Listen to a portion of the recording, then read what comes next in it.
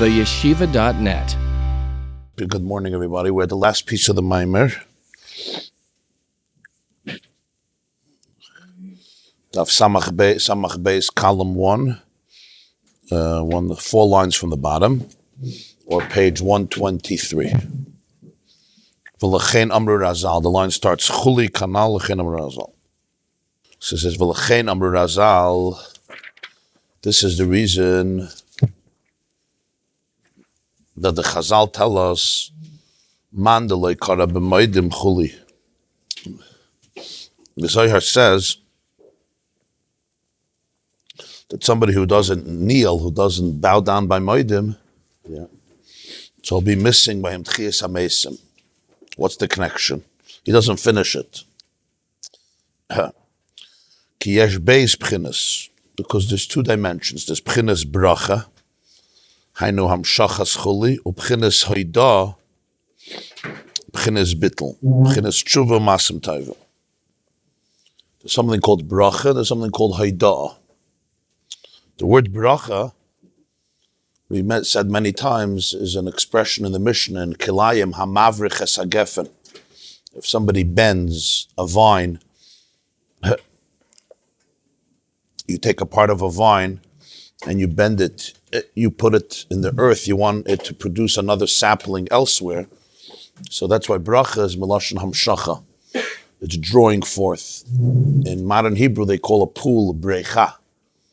Right, a bracha, because there's a source of water, whether it's a faucet or a river or a well, and then you bring it forth into a new space.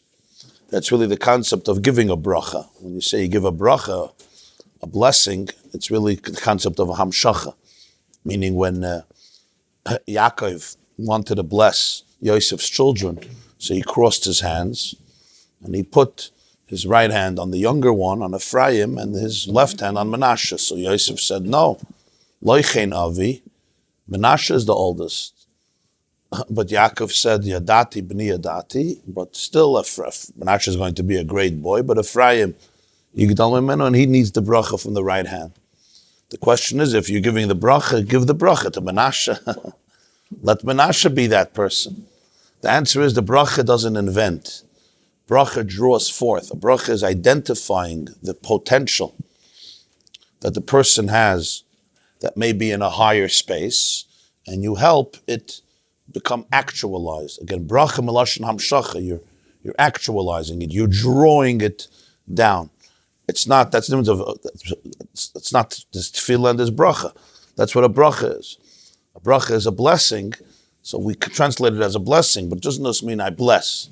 The real concept of a bracha is the ability to be mamshech, to bring forth something that may be in a higher plane or in a subconscious plane or in a more concealed plane, that it should be able to come out in a more revealed and concrete manner to affect whatever has to be affected in a tangible way. So that's why he says, bracha is hamshacha. B'chinas haida, there's something called haida. Haida moedim. Haida means gratitude, thanks. Haida also comes from the word submission, like your moeda, right, or surrender. The word vidui, confession, is connected to haida.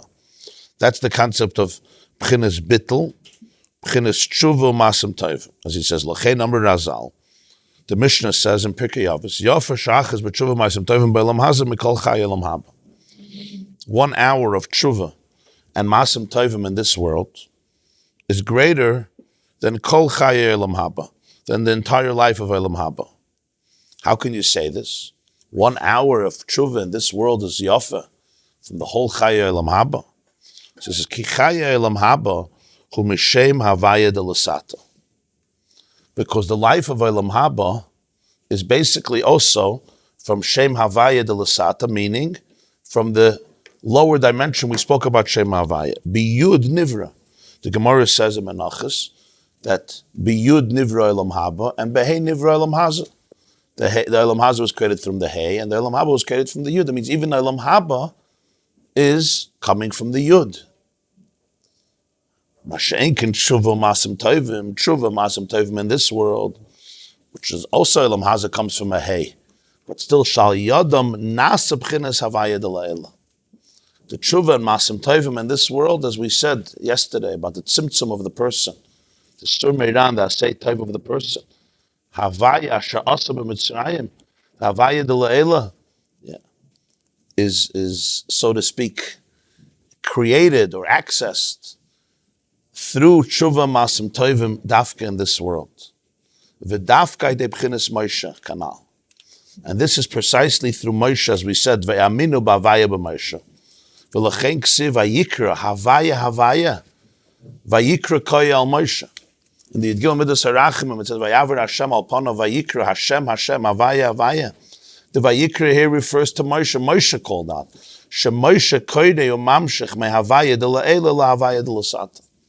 Moshe calls, the word koire is like, we say he called, he said, he declared, but really the word koire is like koire lachaver, like you call your friend, like you call somebody, right? You call him like, Yankel, could you come over here, please?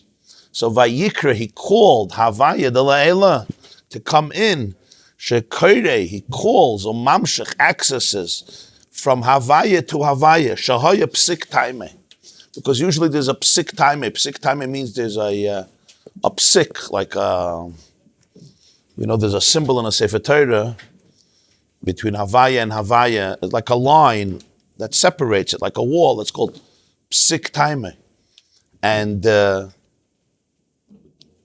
so you have there's a few times in Chumash that it will say a name twice. Avraham, Moshe. A few times. So it says in Zohar that by all of them there's psik taima. There's a psik in between. Moshe loy pasik taima begavaya. By Moshe there's no psik. Why?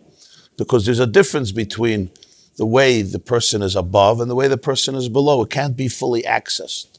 But Moshe loy psik taima begavaya.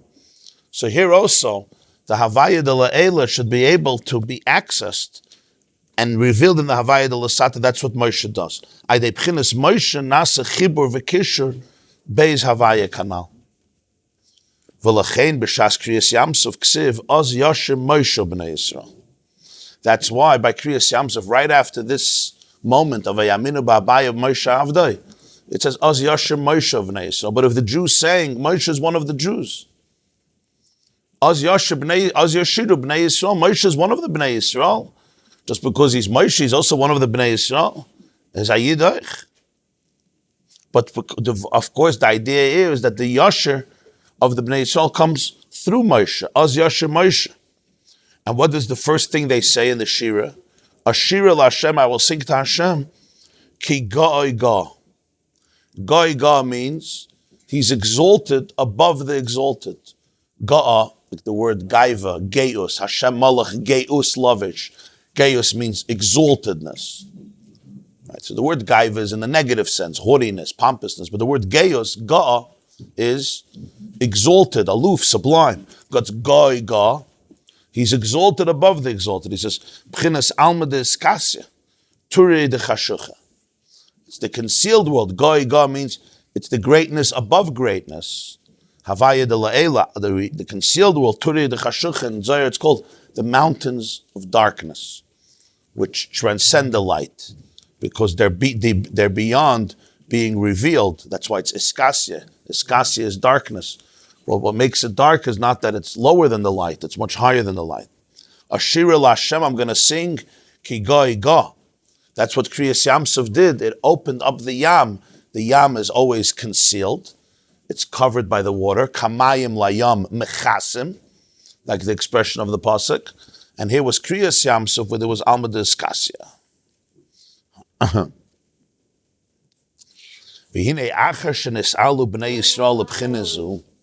When the Jews were elevated to this state of reality, they did not want to leave. It says right after Krias Yam Suf in the Shira, it says Vayasa Moshe. Moshe, Chazal say, it doesn't say they traveled. Moshe made them travel. They didn't want to travel. Yasa Moshe Bal Karcha. Rashi brings it. So you know what Rashi says, why they didn't want to travel? Huh? Because money, right? Business hayab. It was too good spoil. Yeah. So that's what it looks like. It was just money. Where we're going? Like, let's just stay here. We'll settle here. We'll do well. Balatanya Taitras, the moment they experienced what they experienced at Krias Yam Suf, they couldn't leave. They didn't want to leave. Vayaar, why? Because this was the moment that Alma de Iskasya opened up. Opened up Krias Yam Suf. So they didn't want to leave. What happens? Moshe says you have to leave. What's the next destination? Vayavoyu Midbar Shur. Vayasa Moshe takes them and they brings them to Midbar Shur. The word Shur in Lashon Kodesh means seeing, right? Like you'll have in Bilam says, what's his Lashon?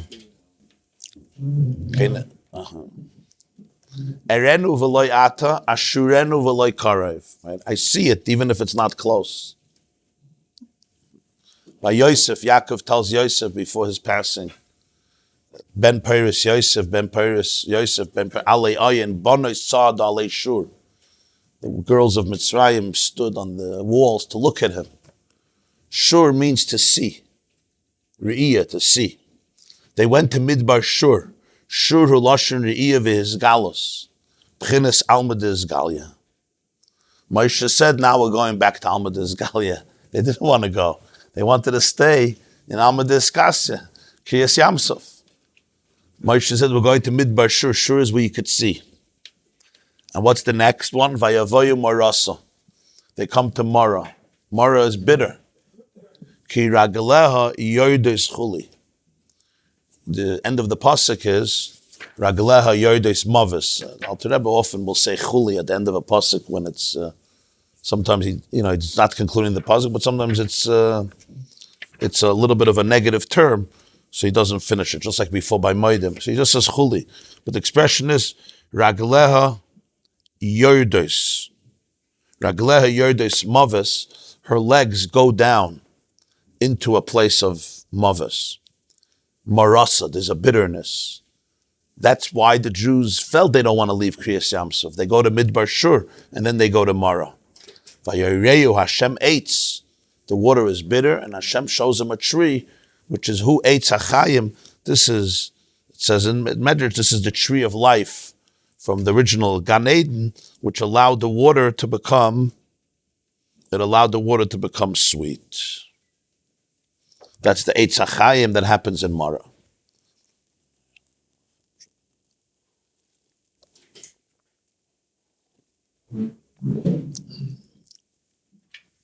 Because, see, what is Krias Yam Suf? As the Balatanya said earlier in the Maimer, that Krias Yam Suf is the moment where Vayaar Yisroel es hayad hagdoila she'asa Hashem b'Mitzrayim. Or a certain manifestation of what we call Alma de Iskasya. Because we see Krias Yam Suf as the sea split. It opened up and they crossed through. We know Chazal say, Rashi brings it also, that when the Yam Suf split, nifka'u kol hamemes sheba'olam. All the waters in the world split. All the waters in the world. Wherever there was water, it split. So how do we understand that? On a literal level, wherever there was a Yam, it split. What would be the purpose of that? Wherever there was an ocean or a river, everything split. So if you filled up a bathtub with water to take a bath, wherever you were, it split. What the Balatanya is teaching us is something very profound. Mayim is a concept. Yam is a concept. That concept split on any level. And it's an incredibly rich idea, because what is the difference of Yam and Yabasha? So as he said before, Yam has everything. The Gemara says in Chulin, Kol ma sheyesh b'yabasha yesh b'yam, Kol ma sheyesh b'yam yesh b'yabasha. Under the sea, you have a whole world. Very, very diverse world, very interesting world. We still haven't had the ability to do the full research. If I'm not mistaken, there are still approximately 2 million living creatures under the sea that man has not had the ability to investigate. I don't mean 2 million species, 2 million types, 2 million species, not 2 million creatures, 2 million types. That means many, many, many, many, many hundreds of millions. But species that we haven't yet. There's a lot of species that we have researched. I'm talking in the last 100 years. It's a whole world, the Yam. Whatever you have by Yabasha, you have all types of living organisms, from fish to insects, to rodents, to reptiles, and of course bushes and shrubs and different produces and different formations and different climates and different realities. It's a ganze Welt. It's a whole world under there. 71% of our planet is water. You know, the dry land is a very little part. But it's covered. What do you see? You just see one bed of water. That's it you see. You don't see anything else. When I look at the ocean, I look at the sea, there's a tranquility. You go down, you go snorkeling or scuba diving, or you take a deep dive, there's a lot going on. But what do you see? You see this, the oneness. Kamayim layamachas. Everything is one. It's united by the bed of water that encompasses it all. There's a uniformity. And we see that it gives people a tranquility. You go to the water, yeah? People go to the beach, they go to the ocean. There's a certain menuchas hanefesh that God put into human nature. Even a lake, a waterfall, a canal, even a pond creates a certain serenity. People go here to the pond. There's just, what does it do to a person? What does it do? It strikes a chord. What does water do to people? You know, like everything, if you do it every day, you get used to it. I mean, we get used to everything. But you know, everybody knows there's something about water that is very, very calming, very, very special. Yeah. The truth is, what the Balatanya is teaching us is that it's a little bit of a reminder into our own alma discassia. Because what's the difference between water and dry? Dry land is the exact opposite. When you look at dry land, you immediately see diversity. I look at this room, right? There's right away otherness. This is a cup, and this is a mic, and this is a safe, and this is a tissue box, this is a phone, and this is a shmata, an important one. Tables and chairs and individuals, and every person is different. Every person is their own universe, their own world.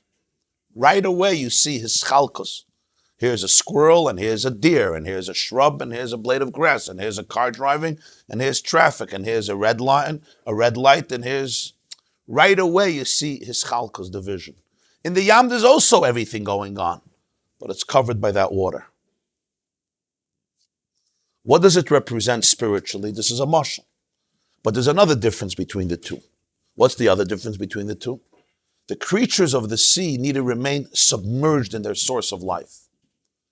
You tell a fish, why don't you just float on top of the water? Take a cruise. Enjoy the views, right? Get into a cruise. And we all know for the fish that spells death. We also need earth. We need earth like we need earth. Nobody could live without the earth. We need earth for oxygen. How much oxygen is produced by trees and rainforests, etc., oxygenating our planet. Of course, we need earth for food, whether it's the produce, vegetation, or vegetables, or fruits, or even if you're eating meat. But those animals are eating produce. So we all need the earth. But we are on top of the earth. And you can even detach from earth. You can even go into a plane and remain a few days, thousands and thousands of miles above the earth. And even when you're in a home, you're above the earth. And what does it mean here when we put a person inside the earth? What does that mean? It means the end of life. So you see, what for the fish is life is for us death. What for the fish is death is for us life. Mama's the opposite. The fish put me in the water. I don't even want to be a bit outside of the water. You want me to walk on top of the water and enjoy it? Could call the Chaver Kadisha. That's the fish you'll have for Shabbos. For the person, it's the exact opposite.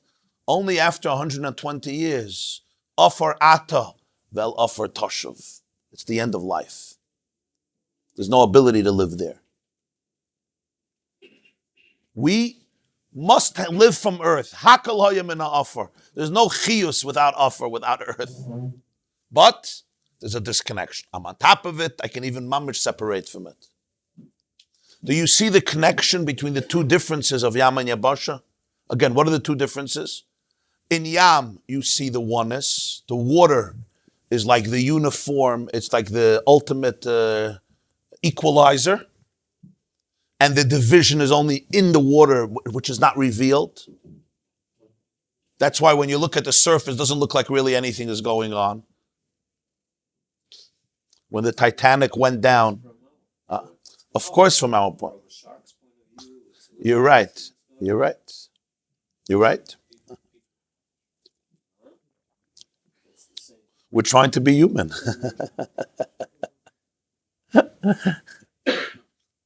In April 1912, when the Titanic went down, right? It's in a way very tragic as well.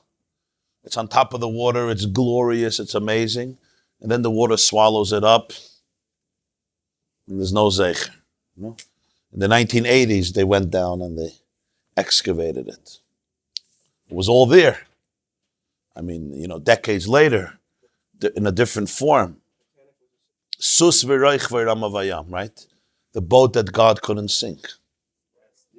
They didn't have enough lifeboats because the captain said, we don't need. You have to remember that you're vulnerable. So that's the Yam. Okay, so that's, of course, it's a very sad story, no question. But the point here is how the Mayim conceals. That's one difference. And the second difference is that in Yabasha, we don't only see the separateness, we are always connected to earth, but never inside. On the contrary, outside and even disconnected. And in the Yam, the Dagim Shabayam have to be in the Mayim, not even visible.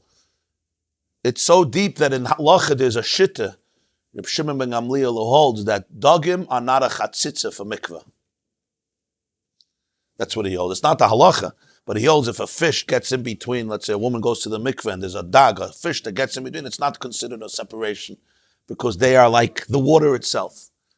Again, there's other shittas in halacha, but it just brings out the fact that there's such an opinion, brings out the idea that the dag is considered the water.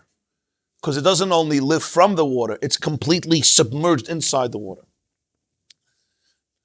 What does this all represent spiritually? There's two states of life, Alma Diskasya and Alma Disgalia. Rashbi was called Nune Yama, fish of the sea. It's a certain type of Moshe Kimin Hamayim Mishisihu, like we learned in the previous Maimer. Why is he called Moshe? Because he's drawn out of water. So that becomes his name. That story defines his whole life. His parents gave him a different name. Moshe wasn't his Jewish name. Moshe is an Egyptian name, given by an Egyptian girl, an Egyptian princess. That becomes his name. She drew him out of water. Moshe is to draw out. It's an important story. He was saved. But that's not the only story of his life, but that's the story that gives him his name, because that story of drawn out of water is the story of his life. Havaya, Vayaminu b'Havaya b'Moshe Avdai. Moshe is from Alma Diskasya. He comes from the water, not just physically, spiritually. What's the two states of life? The state of living in the water is, a person is not just living from the water. They're inside the water. They're not visible. You don't see their mitzias. All you see is their water. They're completely submerged in their source of life, that their very identity is one with their source of life. There's no separation whatsoever. And therefore, when you look at the Yam, you don't see any division. You see achdus, you see oneness, because everything is really one. When you go to the place of Alma Diskasya, everything is one. It's the shirish. Remember, back to the planning of the home. When I create a home, there's a lot of different parts of the home. When the home is in my mind, how many parts are there to the house? When the house is in your mind, when a company is in your mind, when a project is in your mind, when an idea is in your mind, how many parts are there? There's complete oneness. It's a nekuda. It's all inside of me. It's not separated from me. When it's externalized, everything has to be, and that's the job of getting from Miskasya to Isgalia is not easy. You imagine the company in your head. How long does it take to imagine? a split second, and you see it all. It's all there. The problem is it's in your head. Nobody else knows about it. Now you got to get it done. From machshava to ma'isa is a very big avodah, very long highway. And suddenly you have to deal with people who misunderstand it. And you may give it to somebody who may take it in the wrong way. Just like the contractor, right? He decides the windows have to be here. No gate to apes. Now you're in court fighting over money. Why? Because from Alma Diskasya to Alma Diskasya is a different world. Alma Diskasya is a world where the whole universe is kevayachal in God's mind. Over there, it was always oneness. Because that's what it is. It's all one. When I look at the world from Alma Diskasya, as Galia, that's the Abasha. Everybody is different. Everything is different. You are you, I am I. And I'm trying to figure out who I am from the external reality. Back to what we spoke about, Chachmas Chitzonius, if you remember. What's Chachmas Chitzonius? I could study cells, I could study DNA, I could study amino acid, I could study molecules, atoms, particles, which are incredible. But I may never reach the pnimius of it, the skasya of it.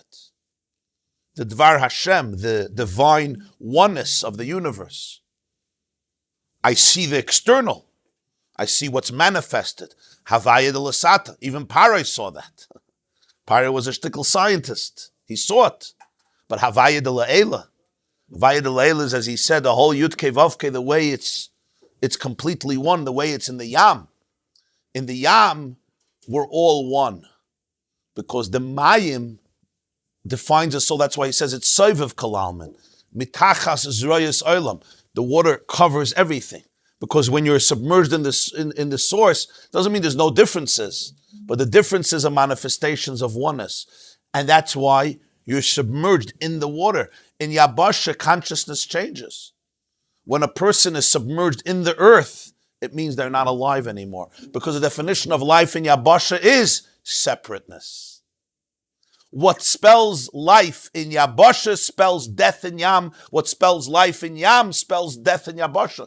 Definition of life in the Yam is connection, attachment, oneness. Definition of life in Yabasha is separateness. Before Matan Torah, there had to be Krias Yam Suf. What was Krias Yam Suf? Hafach Yam li Yabasha. Suddenly, they could see into the Yam. Or in other words, Alma Diskasya is opened. And you could see the world from that perspective.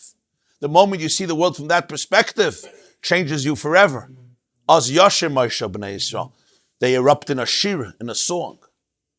Vayiru ames Havaya. They saw Havaya. They saw Havaya.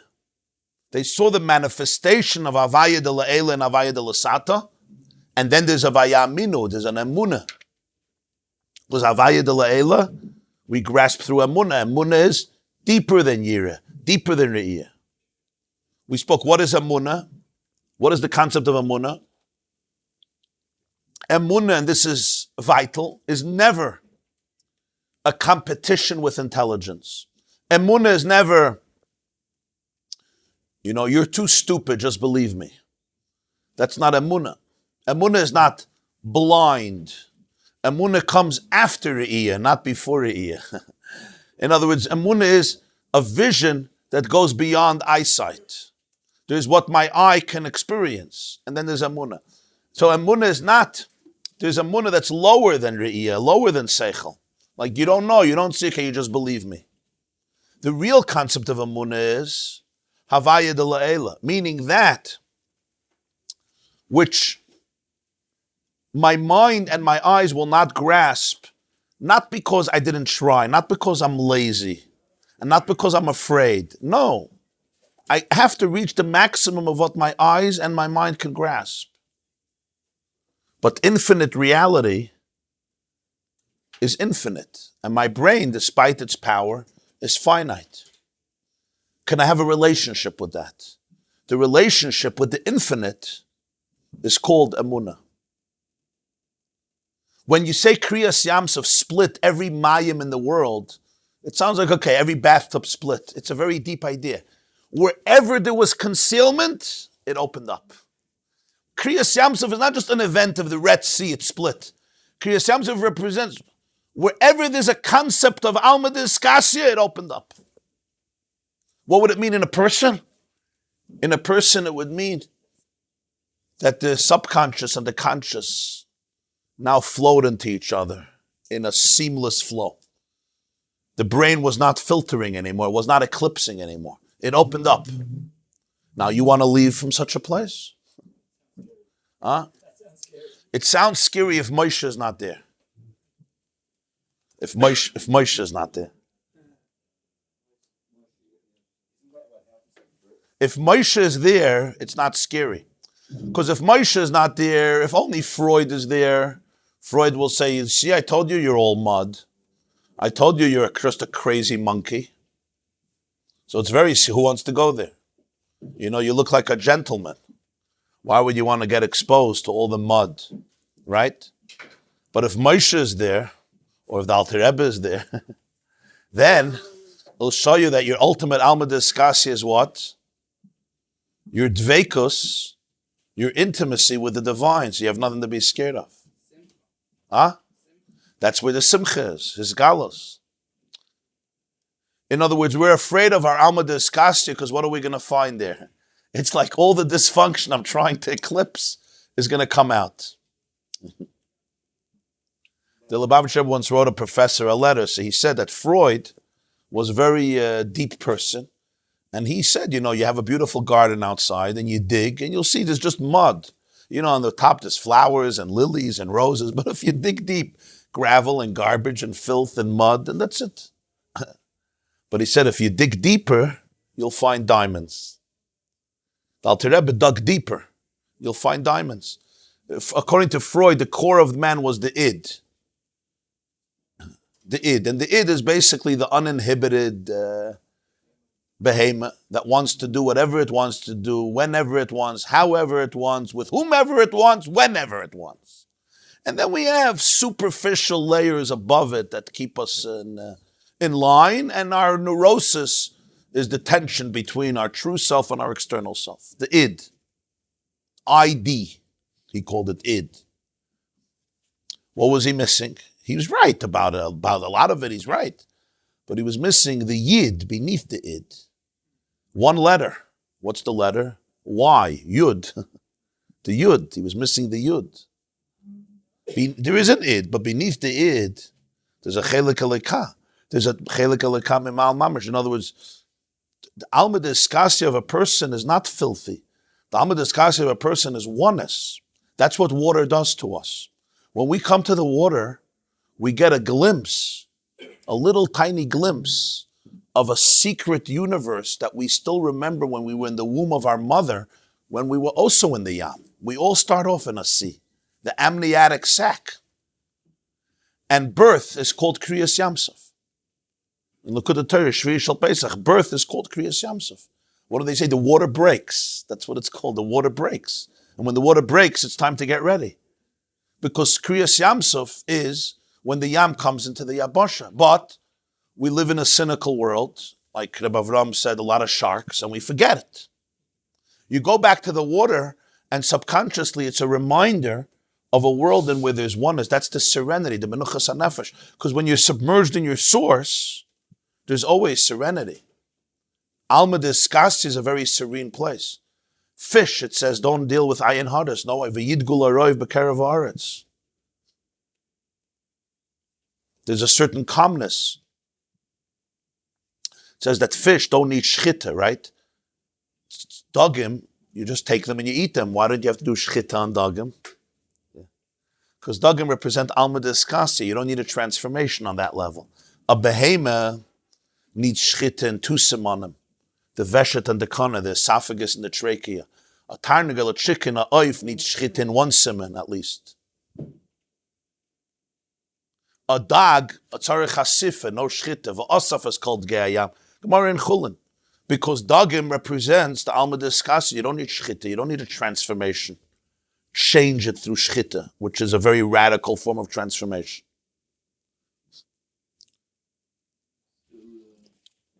Who helps them do this? Moshe Rabbeinu. What's the role of Moshe? It's back to the mashal we spoke about in the cave. The two groups sitting in the cave, you remember the mashal 2 days ago? The two groups sitting in the cave are arguing. Is there an outer world? Is there no outer world? One happens to be right, one happens to be wrong, but they're living in the same paradigm. They're both in a dark cave. You believe this, I believe this. It's almost circumstantial. Not that one group is not right and one group is not wrong. They are, and that's very special. But in essence, they're not different. They both come from a place of darkness. I happen to believe my grandmother's stories, and you don't believe your grandmother's stories. That's the difference. I drank the Kool-Aid, you didn't. The chicken soup affected me, it didn't affect you. Okay. You know what? My father used to smile more at me. Your father used to smile, less at you. You had a good Avos Abonim at Tzai Shabbos where they gave good pizza and ice cream and you used to win the raffle, so Judaism became nice. You get the point? Huh? So it's a mazel. Baruch Hashem, you were Zoiche. You were Zoiche.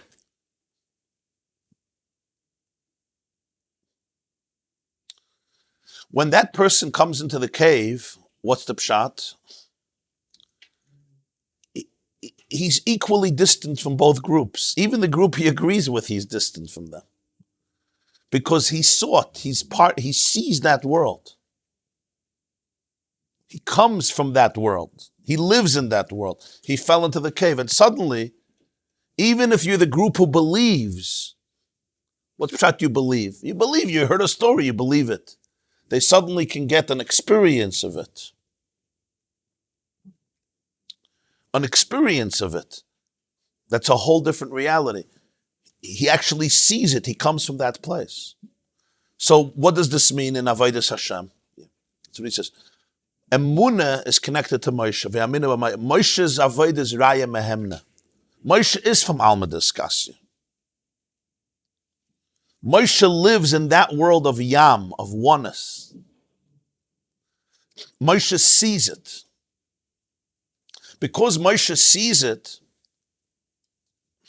so Moshe allows the Jew to experience his own Emunah.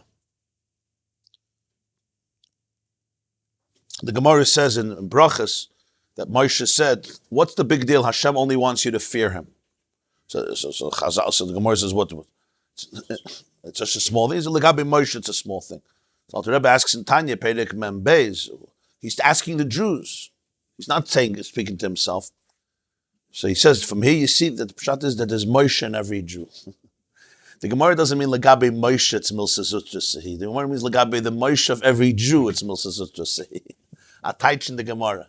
Not Legabe Moshe, it's small. Legabe the Moshe in you, it's small. Because the job of Moshe is to reveal the Moshe in every Jew, there's a Moshe. Moshe is just the embodiment, the manifestation of what exists in every Jew. That's what he brings out. Vayikra Havaya Havaya. That the Emunah should be able to be in a pnimius. It shouldn't remain super conscious. It shouldn't remain concealed. It should be a living reality because Emunah is there. Emunah is the ability of the soul to experience ultimate infinite reality. The soul sees it. But there's often a disconnect. It's Alma Diskas. It's a concealed world.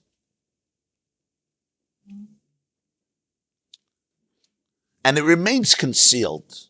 We don't have Krias Yam Suf every day. And even in Krias Yam Suf, the water's split. But there's always Havaya de La'ela where you need Emunah. Moshe's Avodah is Raya Mehemna. He shepherds the Emunah. He nurtures the Emunah. In other words, the Emunah should become fodder, it should become food, it should be able to be internalized by a person. That's the real muhus of what a Moshe Rabbeinu is. That when you see Moshe, you hear Moshe, you're connected to Moshe. So your own divine essence becomes a true reality, a real reality that could sustain you. You can go to the bank with it. It's a reality. The Medrash says, the Zohar says, is pashtusa de Moshe b'chol dara v'dara. There's a pashtus of Moshe in every generation. And the Medrash says, ein l'chadar she'ein b'ka Moshe. That's what a real connection to Moshe in every generation is. That's what the Medrash says.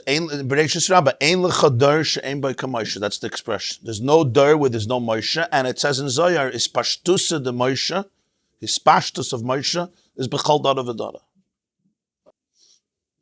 The mashmos from the Vayaar is one.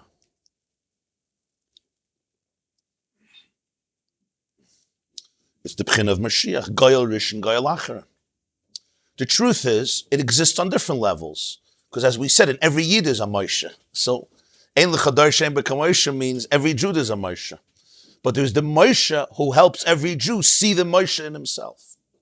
And that's the Nekud of Moshe. Moshe is not himself. I'm Moshe. Moshe Avdai. Because Moshe is completely one bottle to the Ein Sof. So therefore Moshe could be a conduit through which the Ein Sof is revealed in every Jew. If Moshe would be a Metzias, if he wouldn't be from Mayim, it would be dangerous. It could be manipulative, like a cult. Moshe is Avdai. Moshe doesn't have a Metzias. Anav Ma'od. To be Moshe, you have to be Anav Ma'od from any other person. Then he could be a Moshe.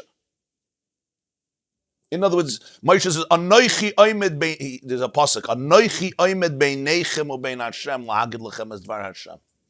I stand between you and Hashem to tell you the dvar Hashem. That's like a statement. Anoichi oimed. I'm the one. The Baal Shem Tov says, Anoichi oimed bein Hashem u beinechem. The only thing that stands between you and God is the Anoichi, the ego. If you get rid of the Anoichi. But Moshe says Anoichi. So there's a lashon of the Balatanya. Moshe was a memutza hamechaber, not a memutza hamafsek. There's an intermediary that becomes intimate. Like you go to me, and then I'll, if you're a good guy, if I like you, I'll take you. I'm like a gabbai. I run this show. You go to me, and then I'll take you. Judaism doesn't believe in that. The moment Moshe becomes that, go for run away. Anoichi oimed beinechem bein Hashem. What do you need a Moshe? The pshat is Moshe is a mamutza mechaber. What says the mamutza mechaber? Yeah, if you want to put it this way, you have Hashem, you have a Jew. Right? Nobody comes in between. It's not like you come to me and I'll take you to Hashem. But do the other image. Yeah, there's Hashem and there's a Jew. Moshe stands behind you and pushes you. That's Pshat Mamutza Mechaber. He's not in between. He stands behind you, pushes you. It's a different vart. And that's the real Nekuda of Moshe in every generation. The Nekuda, how do you know a Moshe Rabbeinu in a generation? How do you know? There's so much propaganda. How do you know?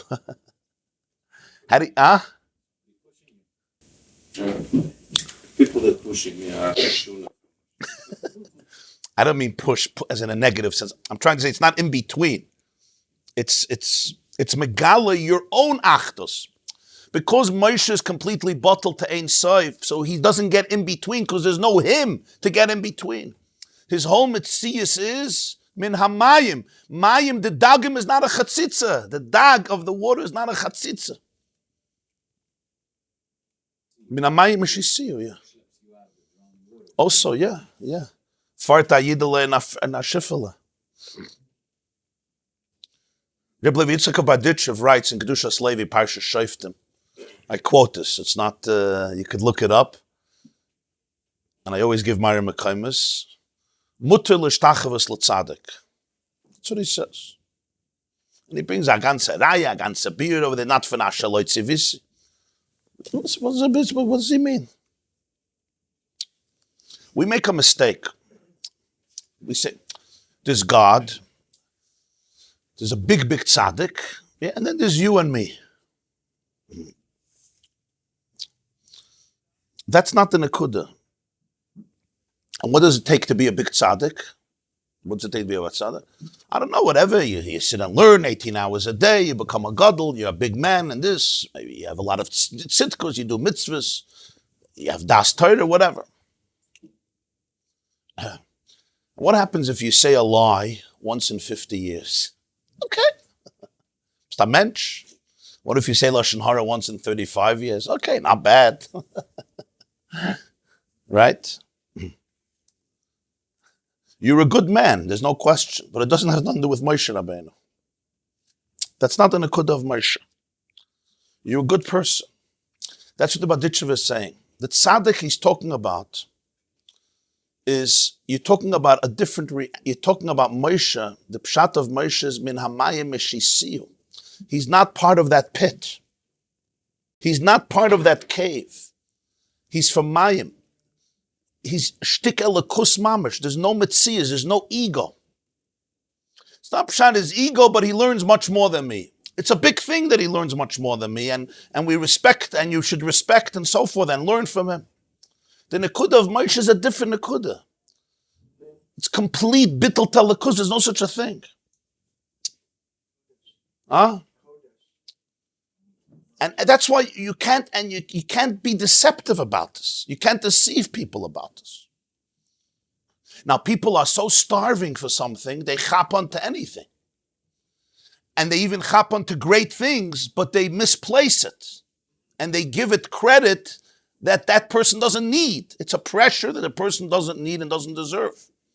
It's too much. Let him be him. He's a wonderful man. If you're not Moshe, don't make yourself Moshe, and don't let other people think you're Moshe. Sometimes they're not trying, other people are trying. Because it's a good business. It's a very good business. Protects you. But you have to understand, here the Balatanya, you're talking about pure oil. You're talking about here emes, betachlis emes. This is not a joke. The real Moshe Rabbeinu is real. It's real. It's real. And when you're sensitive to emes, you know this is emes. It's not the joke. We're sensitive to emes. Okay, that's why you come to the shir. You could bow to a tzaddik. You could bow down to a tzaddik. What do you mean? What? We don't bow to people. I mean, you could bow out of respect to anybody. You could bow to a melech. But that's not a chiddush. You could bow to a para you're allowed to bow to. But not as... The pshat is like this. The real tzaddik he's talking about is a tzaddik who doesn't have a metzias. When you're not bowing to him, you're bowing to Hashem. If he has a metzias, then you're not allowed to. It's a isser gomer. It doesn't mean he's not a good Jew. He's a wonderful Jew. He's a fine Jew. We love him. We respect him. But it's a different inyan. It's a different metzias. You're not going to say vayaminu ba'Vayaar u'b'Moshe avdoi. Has to be avdoi. What's avdoi? He's the gilui of Ein Sof in this world. And what do we need it for? We need it for because it allows Emunah to become real. Because godliness is concealed. Havaya de la'ela. But the only way it can happen is if this is a person who is nothing, meaning he has no power. He is powerless. Because the moment he has power, you're done. You're from a different world. You're back to the cave. Okay, so now you're smarter than me. You'll have more proofs that there's God. That's not Moshe. Moshe is not a philosopher who's going to prove in the cave that there's a God. That's all good, but that's all in the cave. Moshe is a different reality. It's a different level of dveikus. And when one meets Moshe, they could meet their own Moshe, because everyone is Moshe. Everybody is Moshe. That's what Alter Rebbe says in Tanya. Legabe Moshe milsazutrasehi. You're Moshe. When the small Moshe meets the big Moshe, the small Moshe becomes a big Moshe. If you're really searching, God will show you. If the zuchs mit an emes, you'll know who. If the zuchs nish mit an emes, you won't.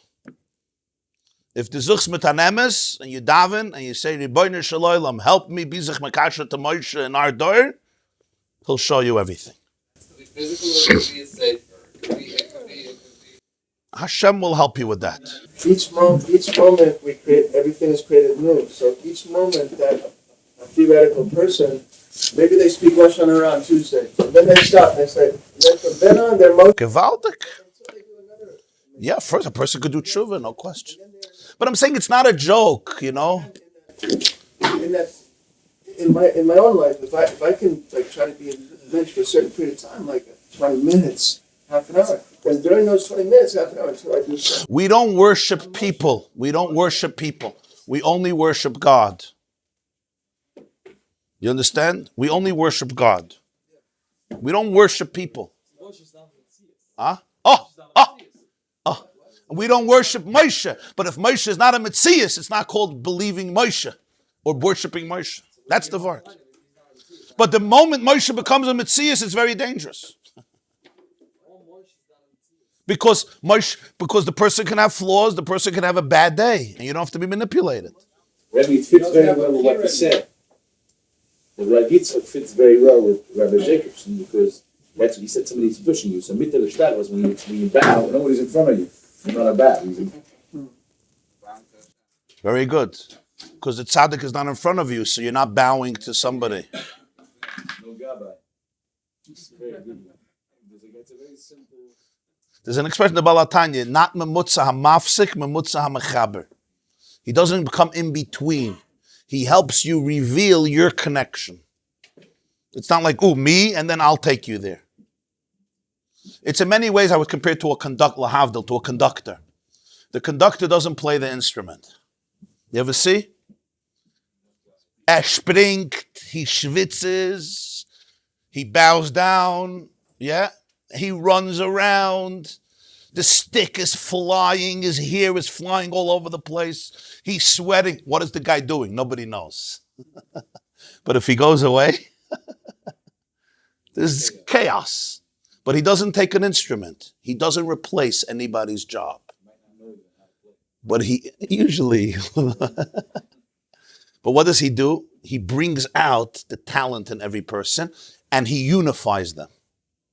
They're all working together. That's what a real Rebbe is. He doesn't take anybody's job. Doesn't say, I'll play your... No. You play your instrument. I'm not... It's your music. I'm not your music. He insists on it. But my job is to be there to bring out your music and to remember that you're part of a symphony. You're part of the Mayim. That's what Mayim is. This was worth the price of admission to this symphony. He's saying it was worth the $300 he had to pay to sit to get the seat. If Rabbi Pfefferkorn, when you're ready to meet such a Rebbe, God will help you. Don't worry. In a day, he'll help you. That I don't know. It says one of the Rebbes. Yeah. Of course, that's what a mikveh is. What do you think going to the mikveh is? Going to the mikveh is you're becoming a fish. You're going into the water. That's why you can't even have one strand of... Well, what do you care if there's a little hair out of the mikveh? It's a joke. God says, your hair is out of the mikveh. Come on. The pshat is, in bittul, it's even not a hair out. If there's a hair out, that means it's not a mikveh. It's totality. And only then can there be intimacy between the husband and the wife. Because after mikveh, when you go to that place of oneness, now the husband and the wife could become one. Verstehst? That's why mikveh is the prerequisite for intimacy. The Eitz Hadas was in the garden. The garden was irrigated by the river. Right? But once they ate from that tree of Das, now there's the self-consciousness of Ayeka, going into the mikveh, and that's where Dam Nida, it says Dam Nida came from the Chet Eitz Hadas. So that's the mikveh before intimacy. Okay. There's going to be a shir Sunday morning, but everything an hour later, okay? So the Chassidus will be 8, and then we'll learn Gemara 8:45. That's Sunday. Let's go. It's so late. Everybody have a wonderful Shabbos. We're here for Shabbos, so those who come Shabbos, we have the regular schedule. Slach Rabbi Reuven, Sudas Tovus. You understood? Real stuff. Rebbe Zriel Tafasta. Da mevin was is a Rebbe. Was solche gewesen. Aber was willst du noch? Von einer Rebbe wird man nicht vermattet. Von Chassidem wird man vermattet. Von Gaboyim wird man vermattet, nicht von der...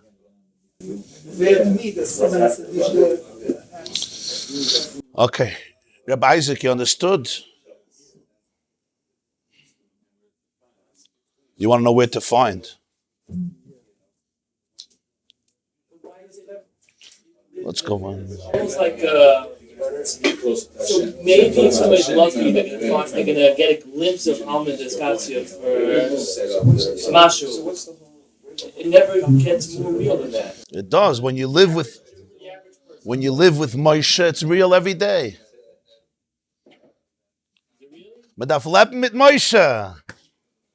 I don't only mean this Moshe. This Moshe.